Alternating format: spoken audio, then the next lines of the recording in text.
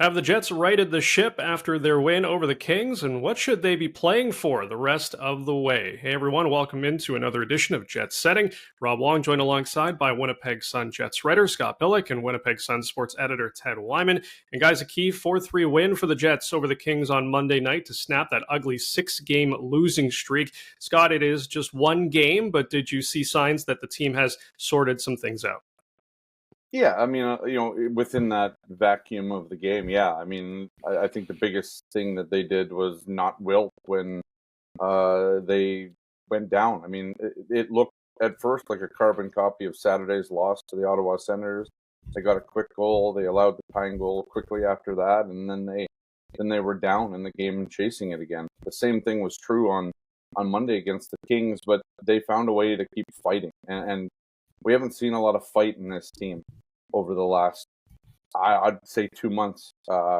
And that's been a big problem. It's been a reason why they had a 6-game losing streak that ended on Monday, finally with the win for them. But they showed a commitment. They got better in their structure as the game went along.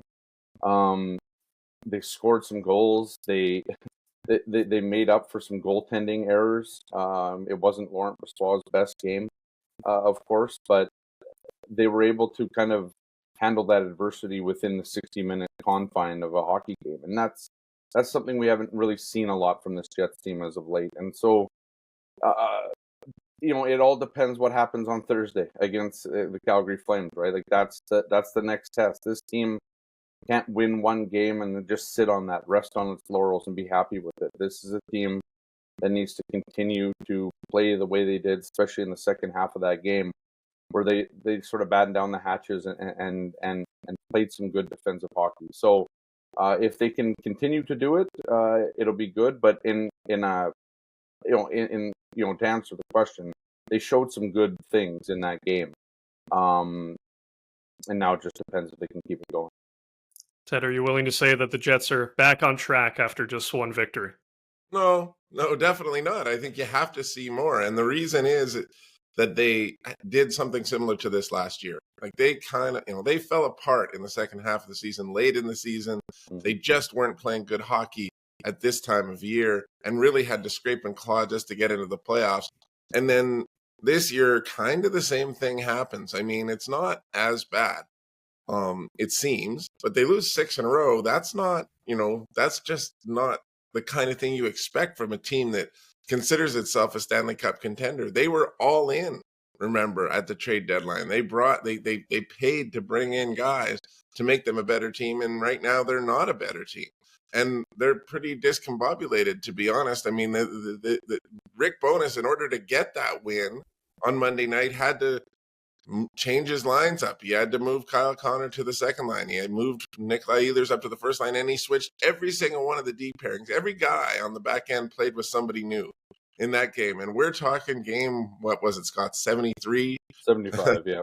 75 of the season. It's hard to believe that a supposed Stanley Cup contender, or at least a strong playoff contender, is making those kind of changes at this time of the season. So I think we really need to see what they do in the next game to see if they really have righted this ship, or if this is still going to continue to be a problem going towards the playoffs. And the one thing that I think a lot of people in Winnipeg, fans especially, have held on hope to is that they were an extremely good team at points this season. They went 34 games in a row, giving up 3 goals or less. They won, I think, 26 of those games.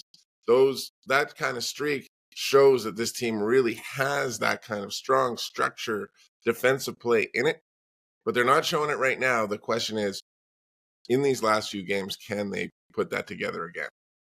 Well, there are 7 games left in the regular season. Ted, home ice advantage in the first round, still in play, and probably something you want to have if you're going to have to face the Colorado Avalanche in the first round of the postseason. But what do you think the Jets should be trying to accomplish down the stretch? Yeah, I mean, that's a big, tall order right now for them to get a home ice advantage, because they just didn't play well enough in that 6-game stretch. They losing to Ottawa, losing to the Islanders, losing to Jersey. These are teams that aren't going to be in the playoffs, and you shouldn't lose to those teams, especially not the way they did. And the Ottawa game, I think, was particularly bothersome to people in Winnipeg because it didn't seem like the Jets had much push in them. And so, you've got 7 games left to show that you've got what you had before. You've got to be able to show that you can just play good hockey. I just don't think it matters right now. I don't think it matters in the Western Conference at all, whether you finish in a home ice advantage situation, whether you finish third in the Central or in the wild card position. Every single team in the West can beat every other team in the West, and every single team going to these playoffs could be swept. They all could be on deep runs. I just don't see a lot of holes in the teams coming out of the Western Conference. So really just get your game straight. I don't think it matters who you play, and I don't think it matters where you start. Play good hockey, and that's going to be the key. Scott, what are you going to be keeping your eye on in these remaining games? Yeah, the team structure. I mean, that's the only thing that saved this team.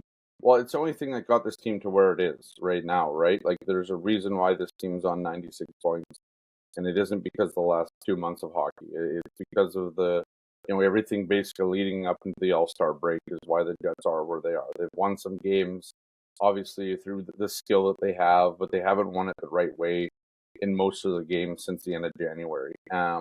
So they need to get back to the structure over these 7 games. I wrote about it after Saturday's loss. The magic number was 8, and it had nothing to do with them making the playoffs or clinching a thing. It was how many games they had left at that point to find that game again. You look up and down the standings right now.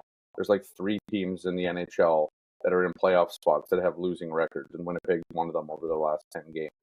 The Dallas Stars have won 7 in a row. The Colorado Avalanche have won 7 of the last 10. The Jets have not. The Jets haven't done that. And, there is a chance, yes, there is a chance that the Jets could still, pip the Colorado Avalanche for second place. They're only 4 points back there. But I just don't see it at this point. I think the Jets are locked in the third now. They're going to start on the road in Denver, and we'll see what happens from there. But, leading into it, here's the thing with Monday night's game. Their best player on the ice was a guy that wasn't even supposed to play that game. And that's a problem for this team, right? Like, Kyle Connor, he had 3 assists on the night. That was a good game. He hasn't scored in 7 games. This is a guy that scored 40 last year. He scored nearly 50 2 years ago, maybe 3 years ago now. He's been kind of MIA. Mark Scheifele's been MIA. Cole Perfetti shouldn't have been the best player on the ice, just by virtue of he'd been a healthy scratch in 6 of the last 9 games. So they need their stars to start being stars again. And so you're looking for the structure, and you're also looking for these guys to have a good feeling. And it's like Ted sort of alluded to it. It's sort of odd that we're even talking about these sorts of things with 7 games to go.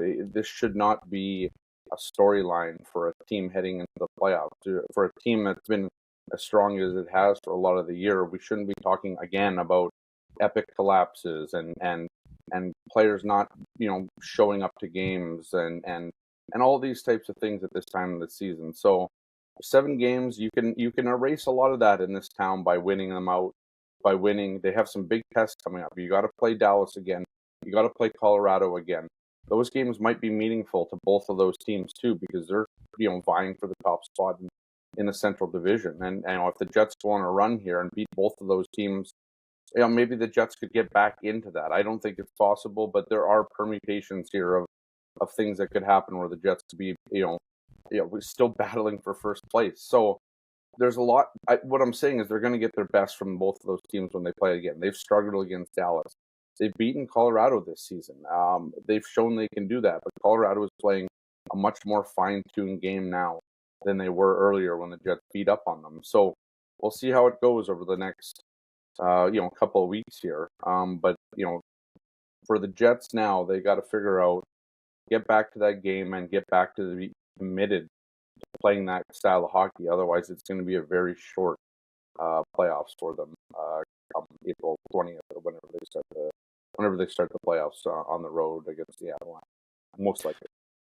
Well, the Jets will try to carry over that momentum on Thursday against another non-playoff team in the Calgary Flames. As always, leave your thoughts in the comments section below. For Scott Billeck and Ted Wyman, I'm Rob Wong. Thanks for tuning in, and we'll talk to you next time.